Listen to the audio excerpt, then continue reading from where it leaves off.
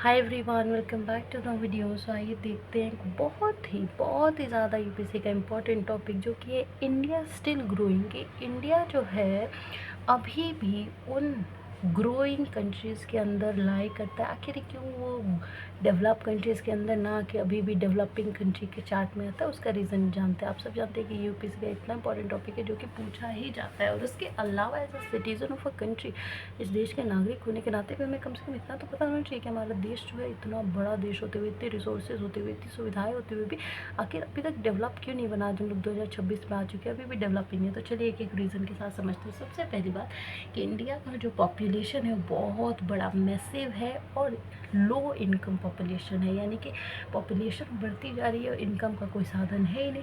पहला कारण ये हो गया। सेकंड है डिल्यूट पर कैपिटा वेल्थ, यानी कि पर कैपिटा इनकम भी लोगों की बहुत ज़्यादा कम है। एक इंसान के पास इतना सफिशिएंट पैसा तक नहीं है कि वो अपने आप पे खर्च कर सके। थर्ड है large scale investment on basic infrastructure, health care and education के इंडिया का सिर्फ इस चीज़ के कारण कि यहाँ की पॉपुलेशन इतनी ज़्यादा हो गई है, इतनी ज़्यादा बढ़ती जा रही है, कंट्रोल तो ही नहीं रही, उसकी वजह से हमें लार्ज स्केल इन्वेस्टमेंट यानी कि ज़्यादातर पैसे का इन्वेस्टमेंट करना पड़ता है एकदम आम चीज़ों पे, जैसे कि हेल्थ केयर फैसिलिटी के लिए, पढ़ाई लिखाई पे, और to match western nation standard. और हम लोग उसमें भी हेल्थ केयर हो या एजुकेशन हो या बेसिक इंफ्रास्ट्रक्चर, उसमें भी हम लोग क्या करते हैं, वेस्टर्न नेशन यानी कि उन देश की बराबरी करने की कोशिश करते हैं इतने कम पैसे में और इतनी ज़्यादा पॉपुलेशन में जो कि पहले से डेवलप हैं। तो ये भी एक कारण है जिसकी वजह से इंडिया डेवलपिंग में ही लाया कर रहा है और ना कि डेवलप हो पा रहा है। जब हमारे पास इतने पैसे नहीं है और उतनी कम पॉपुलेशन नहीं है, खर्च ज़्यादा है, कमाई कम है, तो हम क्यों वेस्टर्न नेशन का स्टैंडर्ड अपना रहे हैं। तो ये भी एक बहुत बड़ा चैलेंज है जो कि गलत है और हमें इस चीज़ को ठीक करना चाहिए। और अगर हमें वेस्टर्न नेशन का स्टैंडर्ड अपनाना है तो हमें क्या करना चाहिए, अपना इनकम बढ़ाने की ज़रूरत है। इंडिया आज के टाइम पे फिफ्थ लार्जेस्ट इकॉनमी है, एब्सोल्यूट जीडीपी है, जीडीपी भी अच्छी खासी है, फिर भी मतलब लगता है ये fifth largest in the world economy के मामले में, फिर भी ग्रोइंग में है, फिर भी डेवलपिंग में है। आप समझ रहे हैं क्यों? कम से कम 100 मिलियंस जो है उन्हें हमें आउट ऑफ पॉवर्टी करना है इंडिया के।